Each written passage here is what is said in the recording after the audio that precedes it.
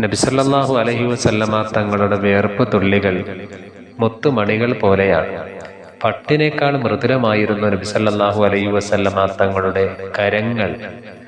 അവിടത്തെ വിയർപ്പിനേക്കാൾ സുഗന്ധമുള്ള ഒരത്തറും ഞാൻ വാസനിച്ചിട്ടില്ല. അനസ് റളിയല്ലാഹു അൻഹു തുടർന്ന് നബി സല്ലല്ലാഹു അലൈഹി വസല്ലമ തങ്ങളെക്കുറിച്ച് പറയുകയാണ്, വീട്ടിൽ വരുമ്പോൾ ഞങ്ങൾ അവിടുത്തെ വിയർപ്പ് ശേഖരിക്കാറുണ്ടായിരുന്നു.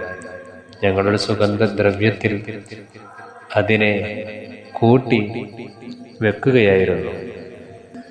നബി സല്ലല്ലാഹു അലൈഹി വസല്ലമ തങ്ങൾ വീട്ടുകാരെ ജോലിയിൽ സഹായിക്കുമായിരുന്നു.